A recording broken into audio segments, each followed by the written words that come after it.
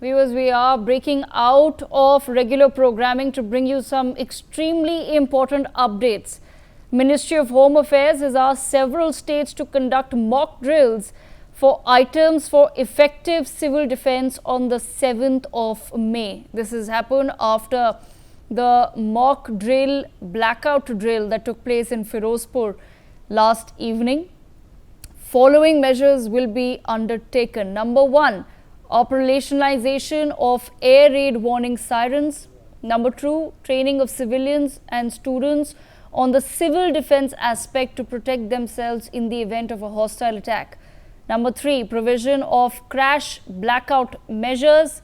Number four, provision for early camouflaging of vital plants installations. Number five, updation of evacuation plans and its rehearsal. This is critical information coming our way from sources in the government of India, wherein we've been told that MHA has asked several states to begin conducting mock drills for civil defense purposes on the 7th of May. Today we are on the 5th of May, day after tomorrow.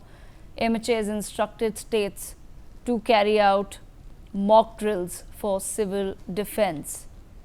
And the major aspects that the MHA has asked states to focus on is operationalization of air raid warning sirens, training of civilians, students and others on various aspects of civil defense to protect themselves in the event of a hostile attack, provision of a crash blackout measure, and provision for early camouflaging of vital plants and installations, and updation of evacuation plans and rehearsals. Extremely important update there coming in. We're learning from our sources that the MHA has asked several states to conduct mock drills in 4 items for effective civil defense on the 7th of May. This has come after meetings are taking place. Remember, the Prime Minister was in the South Block earlier this evening, and this is soon after the Home Secretary has departed from the South Block after meeting Prime Minister Modi. We're learning that the MHA has now asked several states to conduct mock drills in 4 items for effective civil defense on the 7th of May.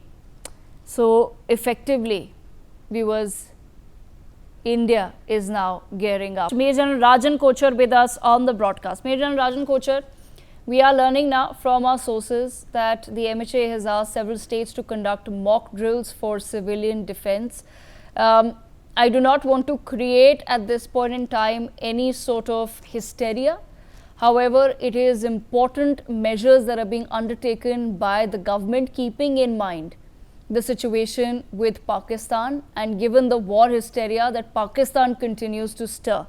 Major General Rajan Kochar, I want you to help us explain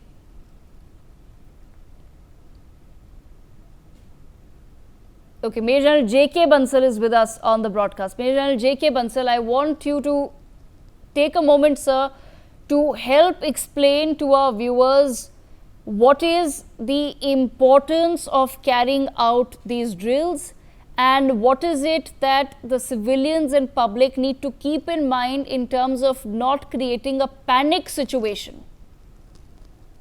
Good evening, Devika. It's not the question of creating any panic, because when the war situation is there, then everything is required to be managed in a specific manner, and that is to providing every support even for the fighting forces also.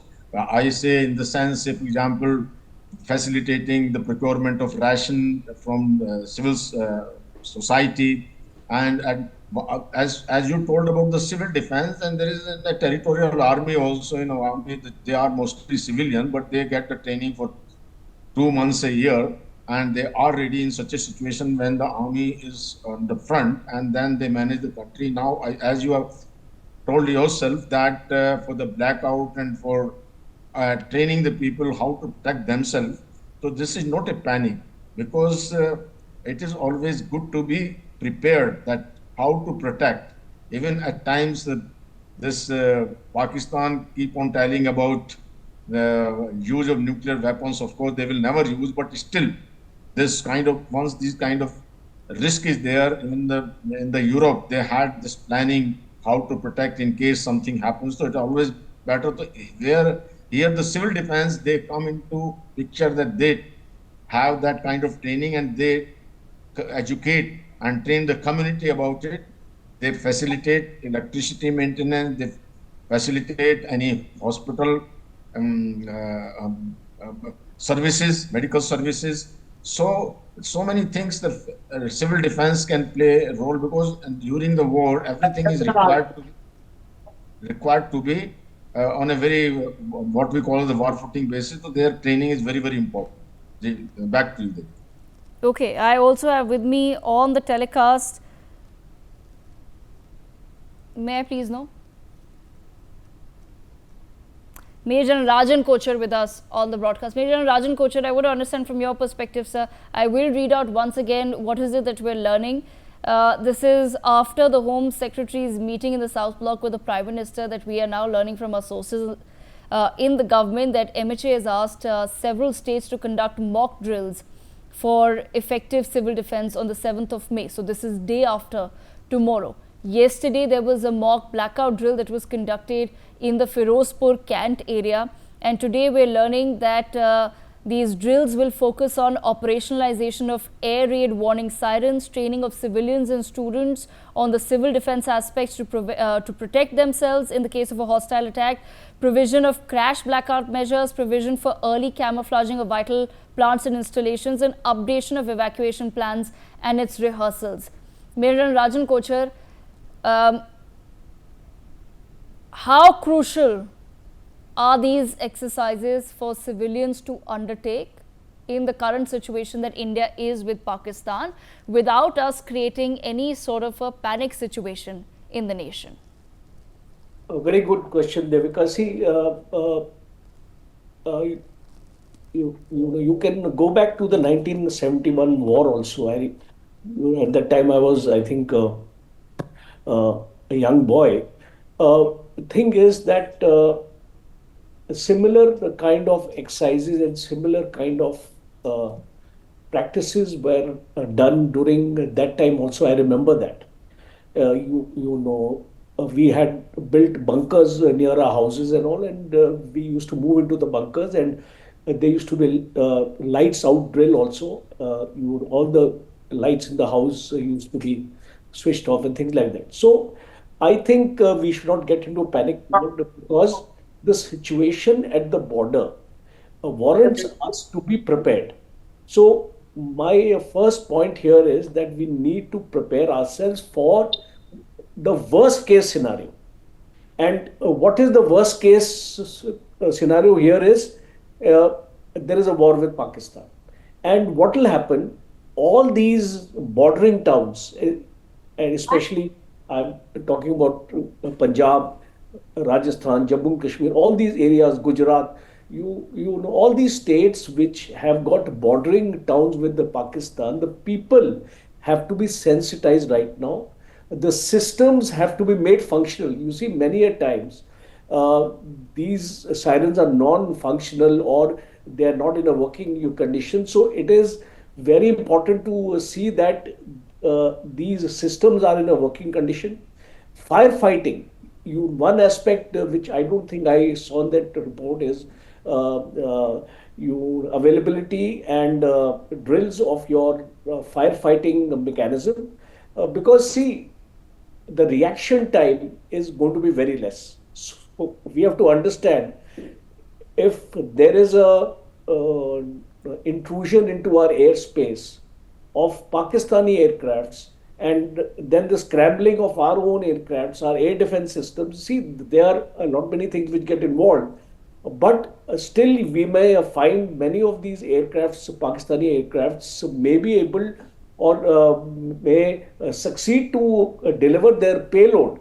So it is very important here is that we practice our own drills. We keep our hospitals also ready for in case casualties are also there, and they have to be geared with life-saving medicines also. So I think the people have to be educated right now that please don't get into a panic.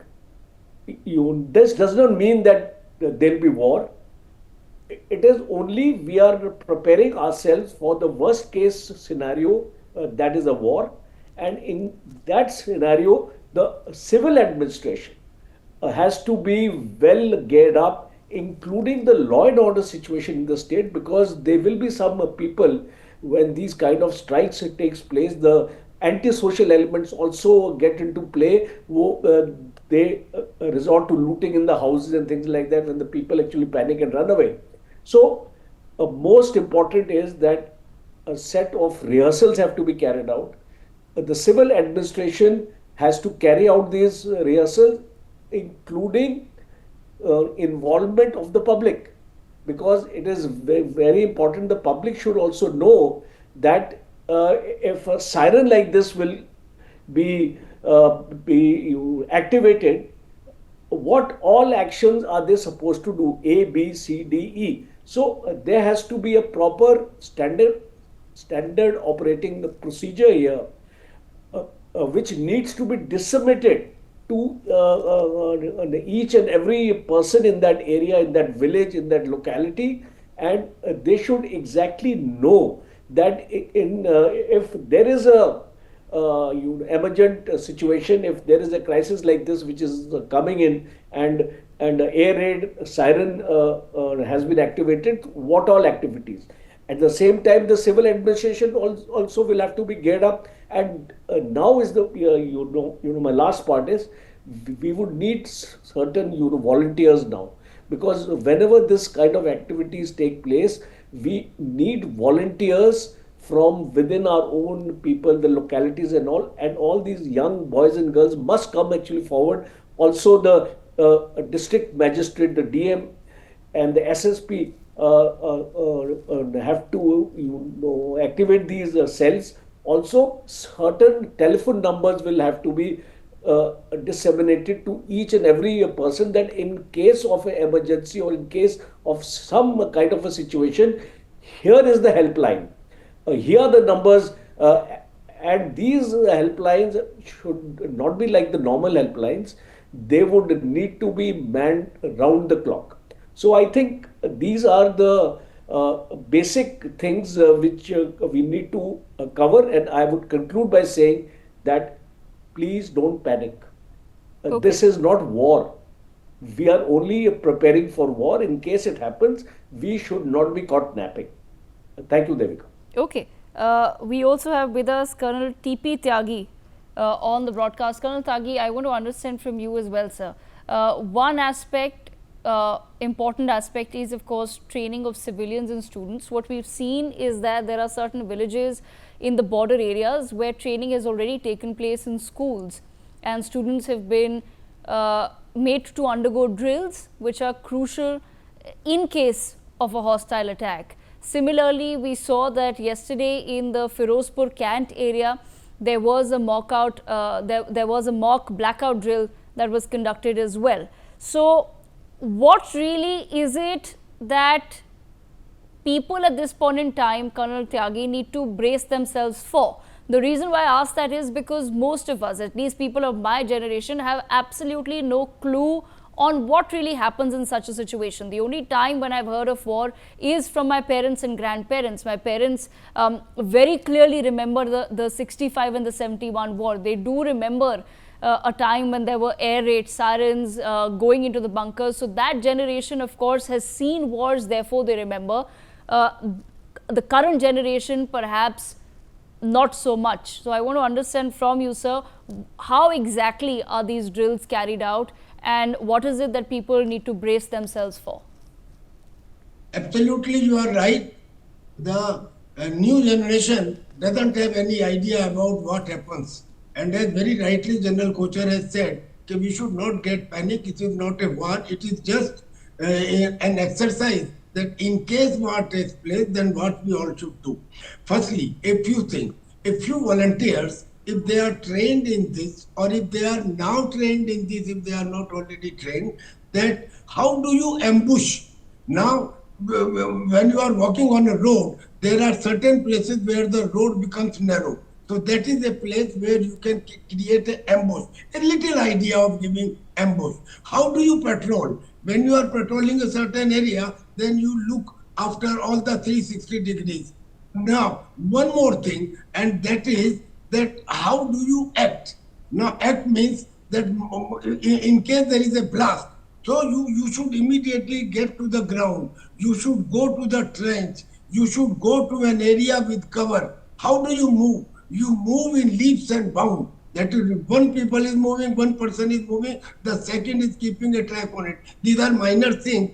These are taught. They can be given in the civil defense. And similarly, as he said, there should be a number which should be given. But there is one more most important thing. All these things are mechanical. They should be done. They should be done repeatedly. But most important thing is that by virtue of this meeting, one point should be ingrained into the mind of every individual, particularly the youth, that there is a difference between individual character and between national character. In individual character, you have tolerance. The tolerance should be 100%. In a house, in a society, in a family, we should have 100% tolerance. But in case of national character, the tolerance should be zero. Means when there is a security threat, either a local threat or a national threat, then we all should have zero tolerance. Imagine if Prithviraj Chauhan would not have spared Muhammad Ghori in the very first attempt, the history of India would have been different. He had no right to excuse or to tolerate what Muhammad Ghori did. So this is the national character. Means if around you, you know in your area that who is a Sandhig person, who is a terrorist, who is a person who is implicit in the wrongdoing. You know it well in your area. So you have to be at that time not tolerant. Whosoever he may be, good or bad, small or big, rich or poor, you have to take action with full of your might. And if you cannot take action, then one thing which is taught in civil defense, that make a small group, 4 people, 5 people, and then they do social boycott of such person, means these social risks are not a drama. They should be used to develop the national character. And that national character, the best, it is an opportunity. It should be taken as an opportunity that a mock drill has been ordered and we are doing for it. I am for it. It should be done, and it should be done not only on the border area, but even in the urban conglomerate. It may be in NCR. NCR, yes, very much. Now in NCR, we do not find any bunkers, but there may be a need. If you go to other countries, in other countries there is a bunker in every multi-story building. Underground there is a bunker. Here it is not so. So we should think it. Security is the most important thing, and we have not been catering for it. We are not bothered about Pakistan and China. We can take care of it from army. What is the problem? Is the inside. This type of problem is not prevalent in other countries. In most of the other countries, it is here in India where the half front, which was said by our late General Rawat, that it is the half front which is more problematic. And to take care of half front, these type of drills are not only advisable, but they are mandatory. They are necessary. They should be done. They should be done repeatedly. I am for it. Okay, all right. I quickly, before I bring in Major Gigi Dwivedi into the conversation, I want to go to my colleague Ajay Jandyal, who's also joined us. Ajay, what exactly are you learning from your sources as far as the mock drills are concerned?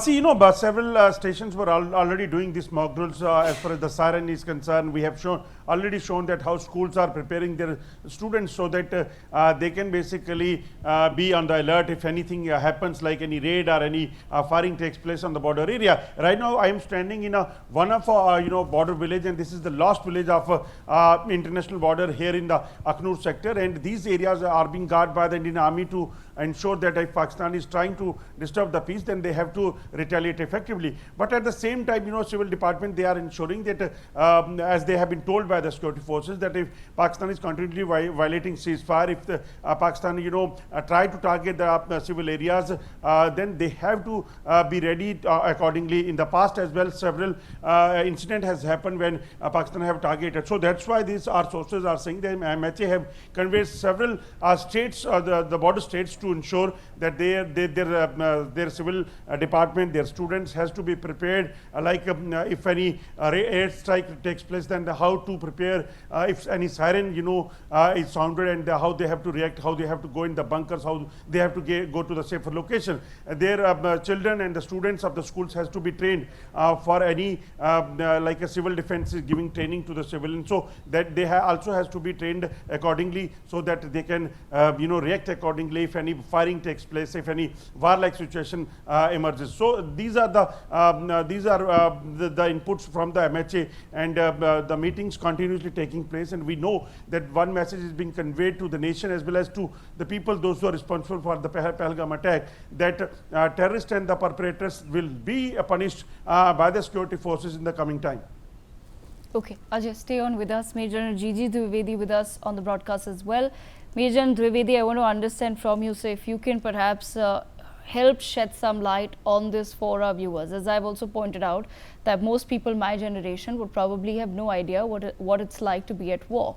What we've possibly heard is stories from our parents. Like I have heard from my parents about the 65 war and the 71 war, where they did hear the air raid sirens, where they do remember going into the bunkers, where they remember the blackouts, they remember putting black chart paper and things like that on their windows. All of those things they have done.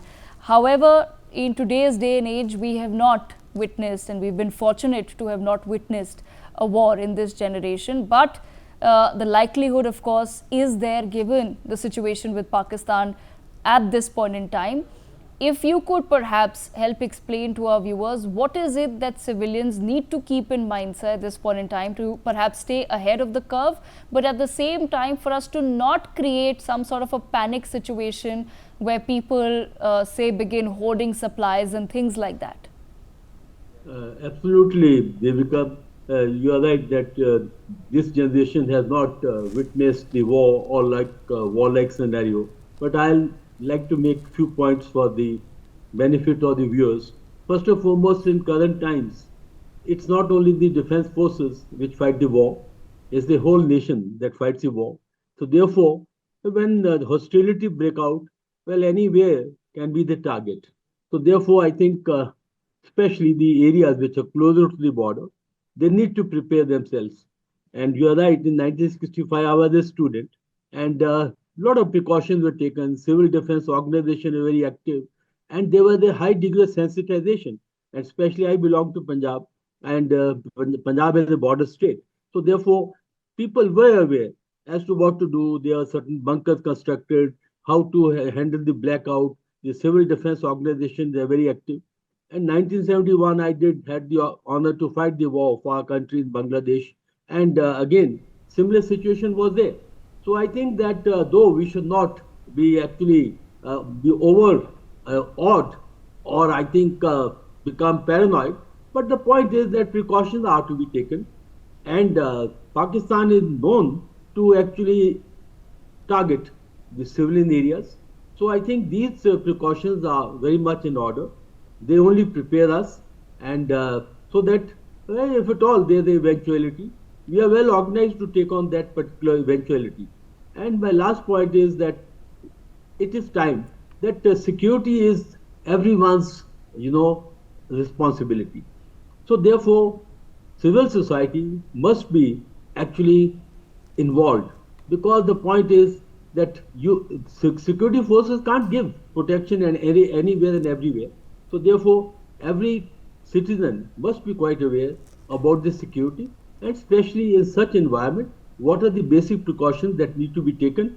Here the institution must come into play the role, civil defense organization must come and play the role, and there are other structures which come into place when such eventuality take place. So all I can say is that our current generation also must be fully alive to such situations, and they must be sensitized, and they also certain degree of training is required, so that in case of an eventuality there's no serious damage, and we are fully prepared for such a scenario. But at the same time, there should be no panic, you are right, and we need to take these things in stride. Devika.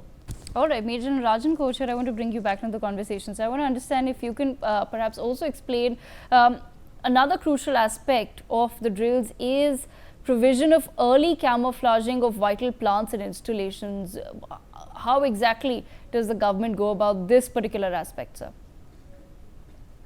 See, we in the defense parlance, we actually call it the vulnerable areas and the vulnerable points. These are required to be protected by your air defense measures. See, in today's warfare, these installations, you really can't camouflage them because satellite imageries are available, locations are available, coordinates are available. As a matter of fact, let me also inform your viewers that both India and Pakistan, before in peacetime itself, they have already identified the targets, and they have the grid references, and they have those plans in place that in case there is a war, on A, B, C, D, E locations are going to be targeted. So that is well known to them. So how do we protect them? Because that is the basic question now. Because gone are the days, those camouflage and camouflage nets and all that you can do in your field conditions when the Indian Army is moving, the gun positions are camouflaged, so that from where you can't actually see these things, and your communication centers are. But when we talk about civil installations, then they have to be protected by your air defense resources, and we have identified within our own country, also near the borders, there would be areas which are the vulnerable areas and the vulnerable points. Now, we have a plethora of our air defense systems which are available. For example, I'll give you example of your airports. These are the vulnerable areas because the first attacks are going to be launched on the runways and on our aircraft which are on ground, so who have not yet actually taken off. So all these airports are protected by not only the Air Force air defense, also the Indian Army air defense, and they work in very close coordination with each other. So we have already our air defense gun systems already allocated. They are already in place. Second important aspect is that in certain areas we have our anti-aircraft missile systems also in place. For example, I'll give you S-400, Barak 8, MR SAMs, your Akash. I can start distance-wise. Your S-400, it can track enemy target which is approaching our country up to a distance of 600 kilometers, and it can engage at the distance of 400 kilometers. Then we have the medium range surface-to-air missiles, MR SAMs, which have a range of 70 kilometers. Then we have the Akash air defense missile systems which have a range of around 25 to 30 kilometers. Then we have our own like the Iglas we have, the Shilkas we have the OSA AK, and erstwhile we used to have the L-70 guns and all that. So we have a layered air defense available at each stage to take on the enemy aircrafts as well as the missiles which would have been launched from the enemy side. So I think I need to reassure you that our air defense system is very well placed. the vulnerable areas and the vulnerable points have been identified, and in a warlike situation, I am quite confident that we'll be able to protect these areas. Okay, Professor Madhav Nalapat also joins us on the broadcast. Professor Nalapat, we have seen several diplomatic steps that have been taken by India in the past 11 days. However, today we're learning that the MHA has now instructed several states to conduct mock drills, mock safety drills for civilian defense. Are we doing this, Professor Nalapat, out of abundant caution, or is this perhaps a signal from the government to Indians to brace themselves for what's coming? Look, it's very clearly a signal to brace themselves for the worst. The good strategy is always hope for the best, but prepare for the worst. And if the worst comes, as the general has explained, be ready for that. So I think, quite frankly, that after this Pahalgam attack, this can't go on. So obviously, India is going to press on. Obviously, Pakistan and a certain ally of Pakistan to the north of India are going to try and react. And of course, in our case also, I'm sure the Prime Minister has already activated our own alliances. So what is necessary is a seamless logistics chain from our allies to India. Second World War, for example, was won because of a seamless logistics chain from the US right to the different parts of the Soviet Union.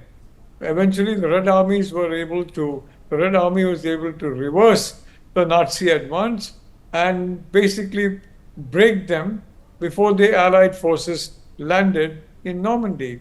So I'd like to say that this is a call to brace for the worst, but it need not be the worst will come, but brace for the worst and be prepared. And I think these do's and don'ts we are going to hear in the next few days also for all members of the public. And don't forget, the civilian population is a very important component. Why? Because from the civilian population, our defense installations and so many sensitive matters, our tech and so many other things are basically civilian, not military, although the military has got a significant tech component as well.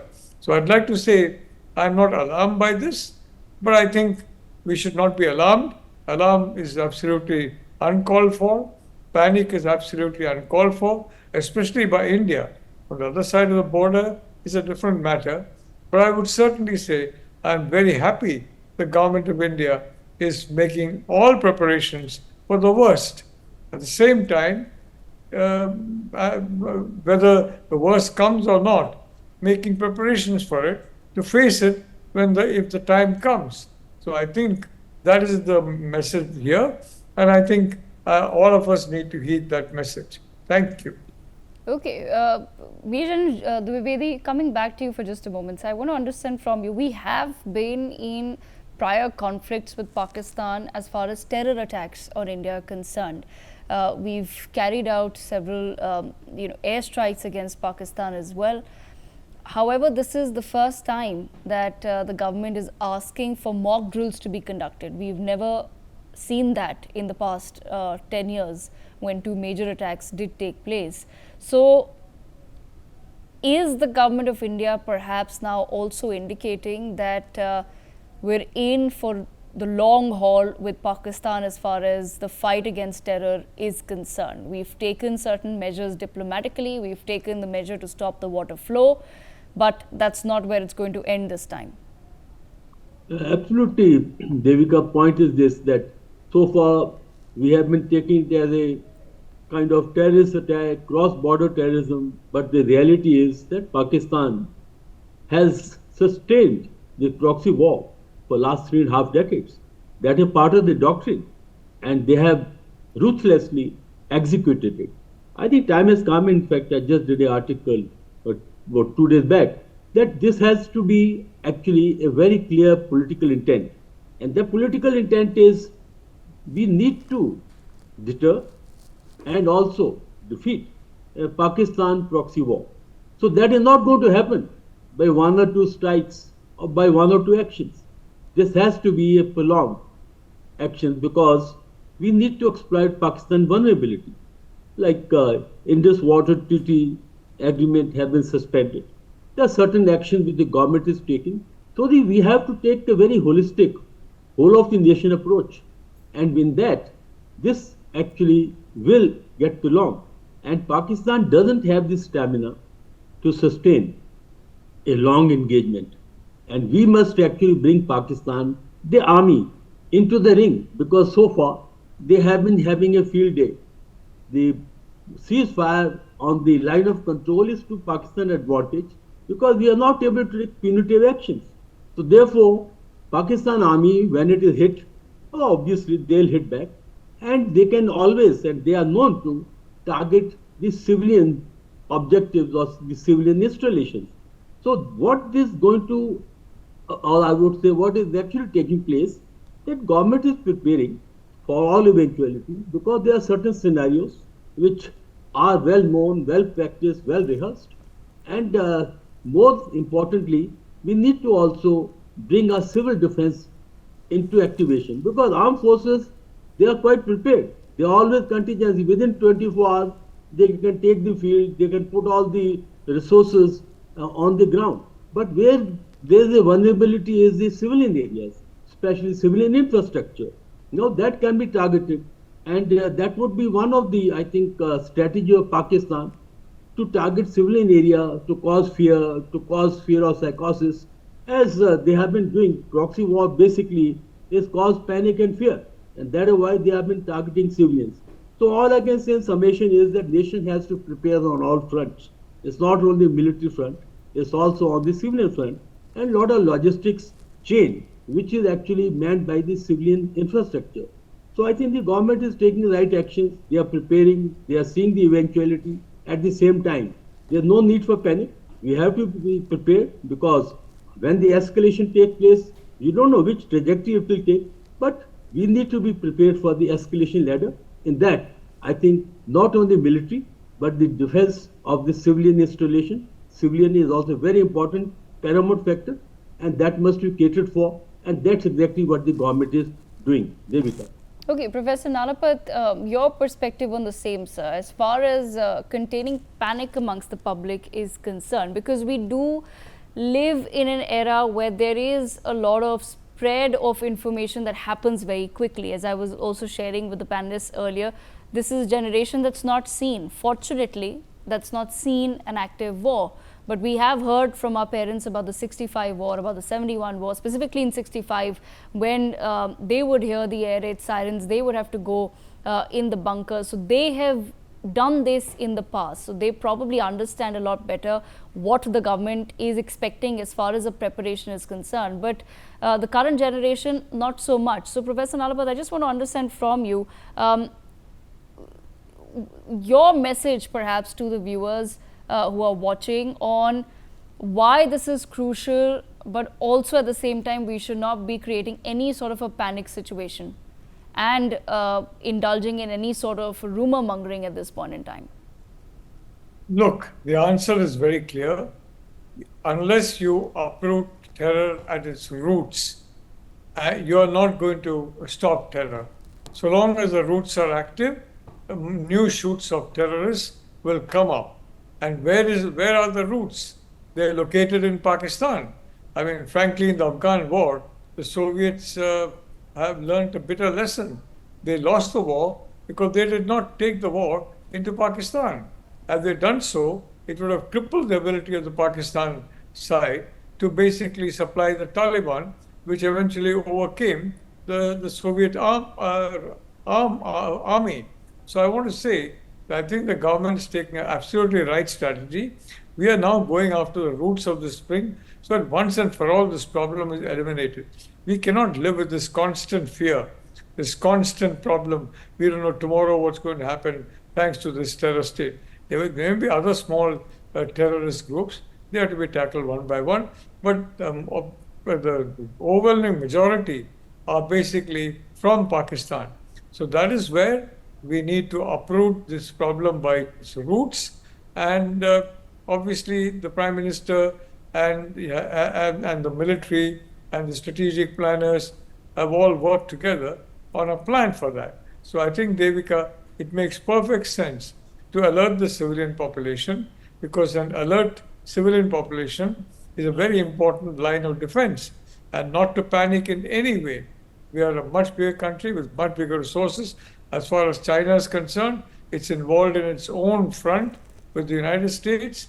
And if they want to expand, well, we need to ensure a seamless security supply from the US, which I'm sure the government is diplomatically working on. So overall, Devika, I would agree completely with what the General was saying.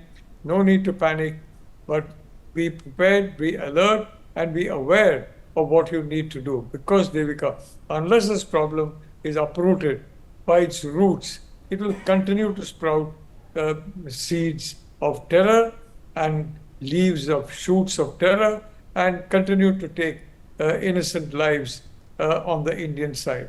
Thank you. Okay, Major General Rajan Kochhar, I want to bring you into the conversation. So I just want to understand from your perspective, we're also learning that Pakistan at this point in time has asked for a closed door consultative UNSC meeting vis-a-vis the tensions.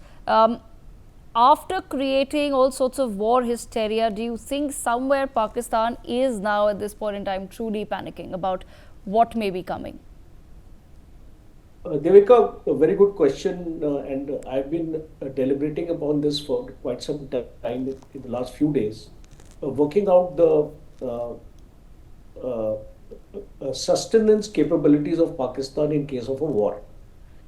You see, today, bravado is one thing. The political leaders will come and speak for the benefit of their own people, to say that we'll go for war if you stop our water, or all those things. But what is the state of the Pakistan army within themselves? What is the security perspective of Pakistan within itself? So there are two things: security situation in Pakistan and the capability of the Pakistan army to wage a war. So I'll first dwell upon the security situation inside Pakistan. You have vulnerabilities in Balochistan, you have vulnerabilities in Khyber Pakhtunkhwa, you have vulnerabilities in Waziristan, and you have vulnerabilities on the Afghanistan border. Things have already started. Number of incidents in the last 72 hours where the Pakistan army has been targeted, and Pakistan army has suffered heavy casualties. So General Munir is aware. His situation, his 11 and 12 Corps, which is in Peshawar and Quetta, they are deployed on the Afghanistan border. He may have to move in certain reserves in case war takes place. Like his 1 Corps and 10 Corps are his reserve formations. They may have to move inside. Second is war preparedness of Pakistan. See, you have to understand, a country which is economically weak, can it sustain a long war even if it fights for 25 to 30 days? If I take a 30 days scenario, I don't think Pakistan army right now is capable of fighting for more than 10 days because of their state of ammunition, because of the state of holdings, because of the type of equipment they are having. See, 55% of their equipment is vintage equipment, and more than 60% of their equipment is of China origin, which has not been tested. So this is the first time, I think even China has not tested their own equipment. So it will be a lot of vulnerabilities will take place. Then how do we maintain this equipment in case of defects and other things coming up? And how do we sustain our reserves? From where the ammunition will come in case after 7 days we run short of ammunition? And where the money will come to buy ammunition? See, all these things are interlinked, and that is why Pakistan is going to the UN Security Council, because Pakistan within itself knows that it cannot fight India and it will be having serious repercussions on the Pakistan economy. As a matter of fact, Pakistan will go back by 20 years.